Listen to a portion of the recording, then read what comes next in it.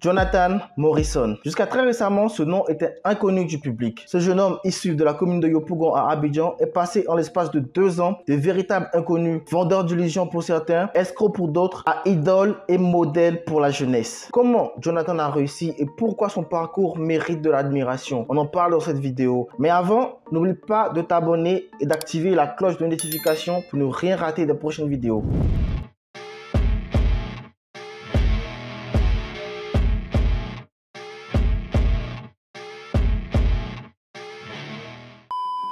Jonathan commence à faire parler de lui en 2019. À l'époque, il est le petit ami de la coach sportive et bimbo togolaise Maria Mobile, révélée elle-même en Côte d'Ivoire par le clip Jolie Amina de l'artiste ivoirien Ariel Cheney. Le couple, qui vit une belle histoire d'amour digne des plus grandes stars d'Hollywood, poste régulièrement des vidéos et photos d'eux et de leur train de vie sulfureux sur les réseaux sociaux. Alors très vite, ils deviennent populaires et attirent l'intérêt des internautes. Maria Mobile de sa plastique et de son regard envoûtant, et Jonathan de par son charisme et de l'étalage de sa richesse. Plein de questions se posent alors sur Jonathan Morrison et son train de vie qui est pour le moins très luxueux. En effet, il affiche très souvent son mode de vie de riche en postant des photos de lui, des jets privés, devant des voitures de luxe, ou encore dans le restaurant du très célèbre cuisinier star Salt Bae, a.k.a. le plus grand vendeur de choukouya au monde. Jonathan a donc un style de vie qui fait rêver, mais en même temps attire la jalousie. Mais d'où provient tout cet argent lui permettant ce train de vie? C'est la question que nombreux se posent.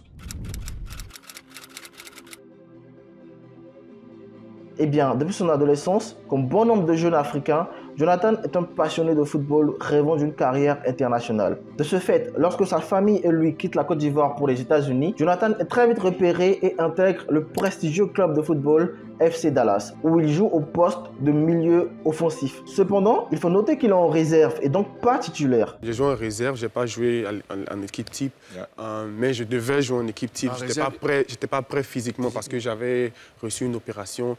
Et là, même récemment, j'essayais de me remettre en forme, mais ce n'est pas facile. À la question de savoir l'origine de sa fortune, Jonathan reste flou et affirme qu'en plus de sa carrière dans le football, il est investisseur dans le domaine de la technologie. Ce qu'il affirme tient la route, vu qu'il a fait des études dans les domaines de la technologie et des finances à l'université de Shaw, en Caroline du Nord. J'ai fait la technologie, j'ai reçu le prix d'excellence des futurs scientifiques et technologistes aux États-Unis en 2017.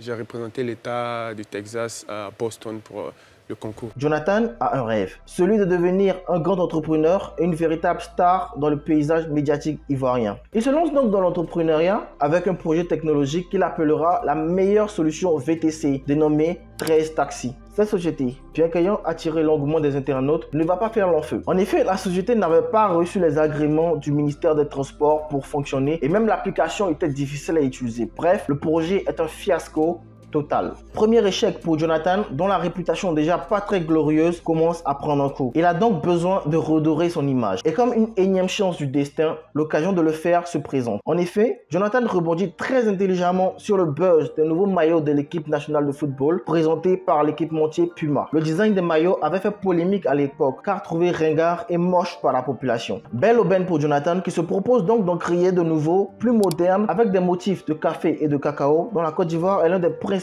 exportateurs mondiaux. Et c'est un carton. L'idée est fortement appréciée par les internautes, à tel point qu'on demande même à la fédération de choisir les maillots de Jonathan Morrison. Chose que bien entendu la fédération refuse pour des raisons contractuelles et autres. Mais ce n'est pas grave, car Jonathan a réussi son but. Il est de nouveau au centre du débat. Il décide alors de battre le fer alors qu'il est encore chaud et annonce dans la foulée ce qu'il désigne comme le plus grand tournoi de Maracana qu'ait connu la Côte d'Ivoire, le Tchin Tchin.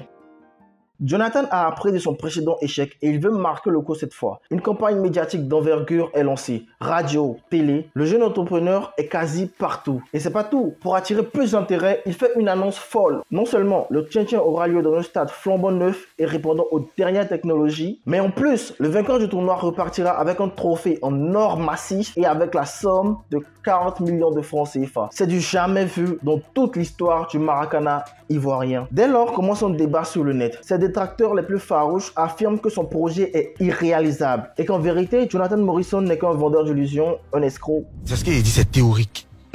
Lui, dans sa tête, il va réaliser un truc de 5000 personnes et pour chaque match, il va vendre des tickets à hauteur de 2000.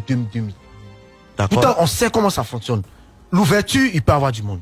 Mais et le deuxième match? Et le troisième match? Tous les jours, le truc. Et puis, c'est impossible même de réaliser même quelque chose de 5000 places. Un gradin même de 5000 places sur le terrain. Oui, c'est impossible. C'est carrément impossible. À la limite, tu peux faire peut-être 1000 places. C'est les gradins. C'est les gradins, tu passes de part et d'autre, et puis le terrain est fermé. Pour pouvoir regarder, vous allez payer 2. Pourtant, on sait que ça a eu. Et ils n'ont pas tort, du moins en partie. Car très rapidement, Jonathan est rattrapé par la dure réalité du terrain.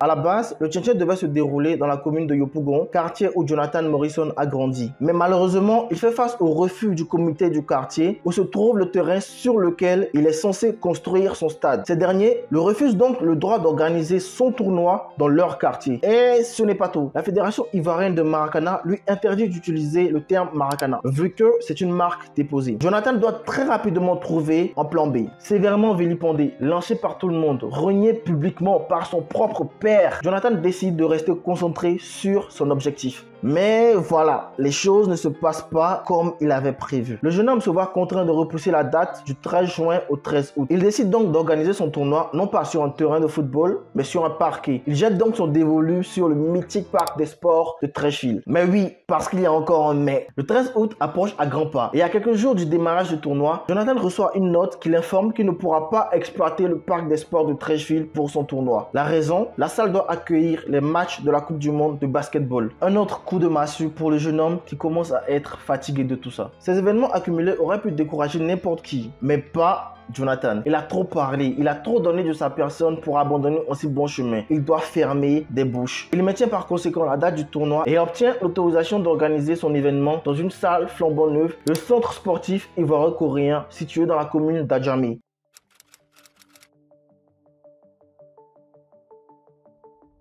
Ayant suivi la détresse de Jonathan, un élan de solidarité exceptionnel va se créer autour du jeune homme. Car on se rend compte qu'au travers de Jonathan, c'est toute la jeunesse entreprenante et désireuse de faire bouger les choses qui est attaquée. Des groupes de bénévoles sont créés pour l'organisation du tournoi. Des journalistes amateurs, des photographes viennent mettre leur main à la pâte pour la réussite de cet événement. Ah oui, rappelons-le, Jonathan a passé plusieurs années aux États-Unis, pays par excellence du show. Et il sait très bien que les Ivoiriens adorent le show. Il va donc s'inspirer des plus grands championnats américains, notamment la NBA, le Super Bowl, en copiant certains éléments de ces événements, notamment la kiss cam, qui consiste à faire une bise à son voisin.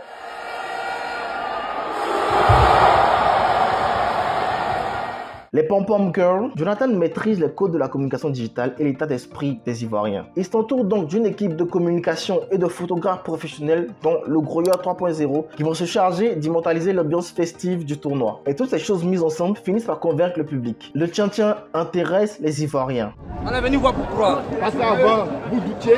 Abidjan, j'en crois à rien, au vieux. Comment est-ce que tu crois que tu nous vois? Dès lors, les sponsors affluent de partout. Mollard, artiste ivoirien et businessman, lui propose son aide pour l'organisation de son tournoi. Fabrice Sawignon, grand patron des groupes Vaudou et Life, se propose de diffuser le tchantchien en direct à la télé.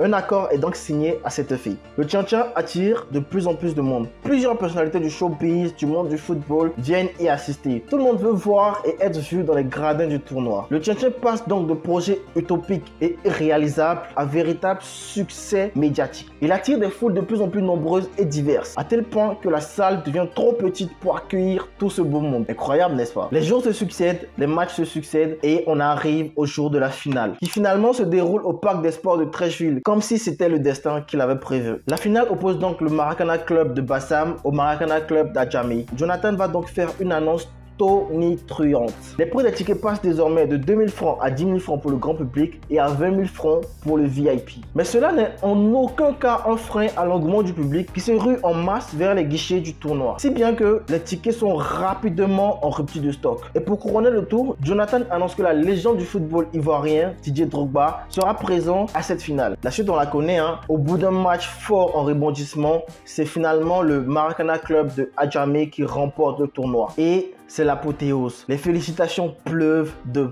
partout. Jonathan est reçu au plus haut lieu du pouvoir ivoirien, le palais présidentiel, où lui et son équipe sont reçus par le protocole du président lui-même, qui n'a pas manqué de lui adresser les félicitations du président de la République. Ça y est, Jonathan a réussi. Il a réalisé son rêve. Il est passé de 0 à héros. L'histoire de Jonathan Morrison nous enseigne une leçon très importante, celle de la persévérance. Il a montré à tous qu'avec travail et abnégation, on peut réaliser des choses qui au départ semblent impossibles et ainsi impacter la vie de milliers de personnes. Jonathan Morrison aurait pu échouer, il aurait pu abandonner, céder aux critiques et mises contre sa personne. Mais non, il est resté concentré sur son objectif. Lorsque tu décides de réaliser quelque chose qui sort de la normalité, tu es très souvent combattu et même par tes proches. Tu sais ici, les gens commencent à te considérer quand les gens qu'ils considèrent commencent à te considérer. Je répète, les gens commencent à te considérer quand les gens qu'ils considèrent commencent à te considérer. Voilà, c'était l'histoire de Jonathan Morrison. J'espère que tu as aimé la vidéo. Moi, j'ai pris un plaisir fou à la réaliser. Il y avait tellement de détails que je n'ai pas mentionné pour rendre la vidéo la plus qualitative possible. N'hésite pas à laisser un pouce bleu, à t'abonner si ce n'est déjà fait, à partager la vidéo partout. Ça m'aide et ça aide la chaîne. Ah oui, laisse un commentaire. Je prends vraiment plaisir à lire tous les commentaires. Merci encore d'être resté jusqu'à la fin de la vidéo. Je te laisse avec ces vidéos-là que tu vas forcément kiffer.